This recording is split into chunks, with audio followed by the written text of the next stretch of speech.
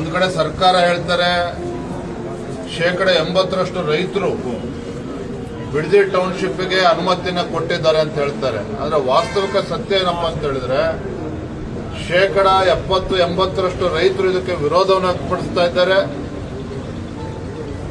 ಕೃಷಿ ಚಟುವಟಿಕೆಗಳಿಗೆ ಪೂರಕವಾಗಿರ್ತಕ್ಕಂಥ ಫಲವತ್ತಾಗಿರ್ತಕ್ಕಂಥ ಜಮೀನನ್ನು ಕಸ್ಕೊಳ್ಳೋಕೆ ಹೊರಟಿದ್ದಾರೆ. ಹಾಗಾಗಿ ಸಹಜವಾಗಿಯೇ ಇವತ್ತು ರೈತರು ಆಕ್ರೋಶ ವ್ಯಕ್ತಪಡಿಸ್ತಾ ಇರುವಂಥದ್ದು. ಹಾಗಾಗಿ ನಾನು ತಮ್ಮ ಮುಖೇನ ರಾಜ್ಯದ ಮುಖ್ಯಮಂತ್ರಿಗಳಿಗೆ ಆಗ್ರಹ ಪಡಿಸ್ತೇನೆ, ಈ ರೀತಿ ದಬ್ಬಾಳಿಕೆ ಮಾಡೋದನ್ನ ಬಿಟ್ಟು ರೈತರ ಜೊತೆ ಸಮಾಲೋಚನೆ ಮಾಡಬೇಕು. ಈ ರೀತಿ ರೈತರನ್ನ ಒಕ್ಕಲೆಬ್ಬಿಸುವಂತ ಕೆಲಸಕ್ಕೆ ಕೈ ಹಾಕಬಾರ್ದು ರಾಜ್ಯ ಸರ್ಕಾರ ಅಂತೇಳಿ ಮತ್ತೊಮ್ಮೆ ನಾನು ಸಂದರ್ಭ ಆಗ್ರಹ ಪಡಿಸ್ತೇನೆ. ಈ ಸೆಷನ್ ಅಲ್ಲಿ ಚರ್ಚೆ ಆಗುತ್ತೆ ಸರ್? ನಿಶ್ಚಿತವಾಗಿ ಚರ್ಚೆ ಆಗ್ತದೆ.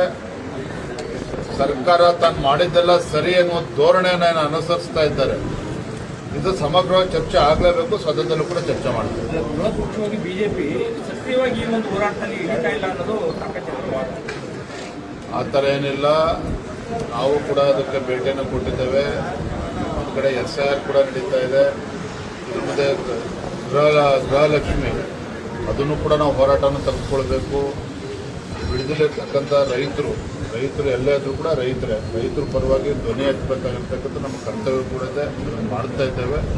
ಹೋರಾಟವನ್ನು ಕೂಡ ರೂಪಿಸ್ತೇವೆ. ನಿಮ್ಮ ಪಾರ್ಟಿಯಲ್ಲಿ ಅಡ್ಡ ಮತದಾನ ಗೊಂದಲ ಮುಕ್ತಾಯ ಆಯ್ತು ಸರ್? ಎಲ್ಲ ಮುಕ್ತಾಯ ಆಗಿದೆ ಸರ್. ಈಗ DVS ಅವ್ರದ್ದೊಂದು ಆಡಿಯೋ ಬಂದಿತ್ತು, ಅದಕ್ಕೇನು ಸ್ಪಷ್ಟೀಕರಣ?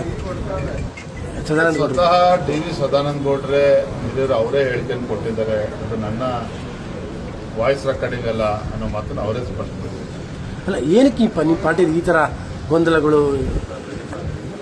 ಧ್ವನಿ ಅವ್ರದೇ ಅಲ್ಲ ಅಂತ ಹೇಳಿದ್ರೆ ಅದ್ರ ಬಗ್ಗೆ ಅಲ್ಲ, ಅದ್ರ ಜೊತೆಗೆ ಪರಸ್ಪರವಾದಂಥ ವಾಗ್ದಾಳಿಗಳು ಕೂಡ ಇದಾವೆ. ನೀವೀಗ ವಿಶ್ವನಾಥ್ ಅವರು, ಸದಾನಂದ ಗೌಡರು ಎಲ್ಲರೂ ಕೂಡ ವಾಗ್ದಾಳಿ. ವಿಶ್ವನಾಥ್ ಅವ್ರ ಹತ್ರ ಮೊನ್ನೆನೂ ಕೂಡ ಮಾತನಾಡಾಗಿದೆ. ಇರುತ್ತೆ ಕೆಲವು ಕ್ರೈಸಿಸ್ಗಳು ಇರುತ್ತೆ. ಇದ್ರ ಮಧ್ಯನೂ ಕೂಡ ಸಂಘಟನೆ ಕಾರ್ಯಕರ್ತರ ಧೈರ್ಯ ಕೆಲಸ ಮಾಡಲೇಬೇಕಾಗ್ತದೆ.